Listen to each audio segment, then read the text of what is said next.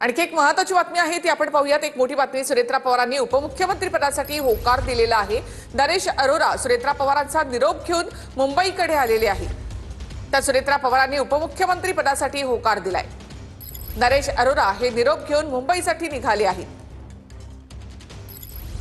तर नरेश अरोरा यांनी सुनेत्रा पवार यांच्याशी चर्चा केलेली आहे। अधिक माहिती आपण घेऊयात आमचे प्रतिनिधी योगेश बोरसे यांच्याकडून। योगेश, गेल्या 2 दिवसांपासून जे चर्चा सुरू आहे ती अजित पवारांच्या निधनानंतर सुनेत्रा पवार यांनी उपमुख्यमंत्री पदाची जबाबदारी स्वीकारावी आणि या संदर्भातच डिझाइन बॉक्स जे अजित पवारांचे राजकीय सल्लागार कंपनी आहे या कंपनीचे जे मालक आहेत नरेश अरोरा हे आज बारामतीत आले होते।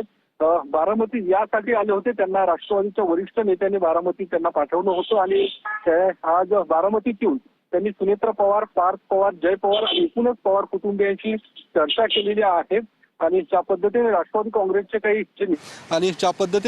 काँग्रेसचे काही जे नेते आहेत, कार्यकर्ते आहेत, त्यांचं जे काही म्हणणं आहे, त्यांनी जी काही भूमिका मांडलेली आहे की अजितदादांच्या निधनानंतर सुनेत्रा पवार यांनी उपमुख्यमंत्री पदाची जबाबदारी स्वीकारावी, या संदर्भातच नरेश अरोरा यांनी पवार कुटुंबियांशी चर्चा केलेली आहे। आणि जे काही चर्चा झालेली आहे ती चर्चा पुन्हा एकदा अरोरा हे राष्ट्रवादीच्या वरिष्ठ नेत्यांना सांगतील आणि उद्या जी काही 11 वाजता राष्ट्रवादी काँग्रेसच्या आमदारांची बैठक आहे या बैठकीमध्ये सुनेत्रा पवार यांच्या नावावरती शिक्कामोर्तब होणार अशा पद्धतीची माहिती आता समोर आलेली आहे। आणि सुनेत्रा पवार यांचं नाव जवळपास निश्चित झालेलं आहे।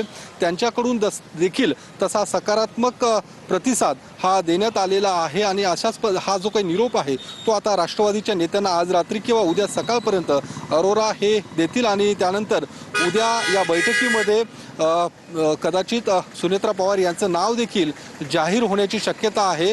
सुनेत्रा पवार स्वतः या बैठकीला उपस्थित राहतील का याबाबत मात्र अजूनही साशंकता आहे। कदाचित त्या बैठकीला उपस्थित राहणार नाहीत, मात्र राष्ट्रवादीचे वरिष्ठ नेते एकूणच राष्ट्रवादीचे जे काही आमदार आहेत ते एकमताने सुनेत्रा पवार यांच्या नावावरती शिक्कामोर्तब करतील अशा पद्धतीची माहिती आता आपल्याला माहिती मिळते सूत्रांकडून। आणि एकूणच या संदर्भात आता ज्या काही चर्चा सुरू आहेत की अजित पवारांनंतर एकूणच उपमुख्यमंत्री पदाची जबाबदारी कोण स्वीकारणार, तर निश्चितच आता सुनेत्रा पवार ही जबाबदारी स्वीकारतील हे जवळपास आता स्पष्ट होताना पाहायला मिळतंय। आणि कार्यकर्त्यांची देखील तीच इच्छा होती। अनेक जे काही आमदार आहेत ते देखील अशाच पद्धतीचं एकूण मागणी करताना पाहायला मिळत होते। पक्षाकडे देखील अशाच पद्धतीची मागणी पुढे येताना पाहायला मिळत होती। काल देखील नरहरी झिरवळ देखील यांनी देखील अशाच पद्धतीची मागणी पुढे केली होती आणि काही वेळापूर्वी छगन भुजबळ यांनी देखील स्पष्ट केलेलं आहे जर सुनेत्रा पवार या जर तयार होतील तर उद्याच त्यांच्या बैठकीमध्ये नाव निश्चित होईल आणि कदाचित उद्या देखील शपथविधी पार पडेल असं देखील छगन भुजबळ यांनी स्पष्ट केलेलं आपल्याला पाहायला मिळालेलं आहे। सुनील तटकरे यांनी देखील या संदर्भात आम्ही सुनेत्रा पवार यांच्याशी चर्चा करू असं देखील स्पष्ट केलं होतं। त्यामुळे एकूणच या सर्व राष्ट्रवादीच्या वरिष्ठ नेत्यांकडून एकूण सकारात्मक प्रतिसाद मिळताना दिसतो किंवा सुनेत्रा पवार यांच्या नावाला सकारात्मक प्रतिसाद मिळताना दिसतो आणि त्यामुळे सुनेत्रा पवार यांचं नाव आता निश्चित मानलं जात आहे आणि त्यावरच उद्या शिक्कामोर्तब होईल। उद्याच्या बैठकीत सर्व आमदारांना देखील आता निरोप देण्यात आलेला आहे। उद्या 11 वाजता विधिमंडळ समितीची ही बैठक पार पडेल आणि त्यामध्ये आमदारांचं मतं देखील जाणून घेतली जाणार आहे।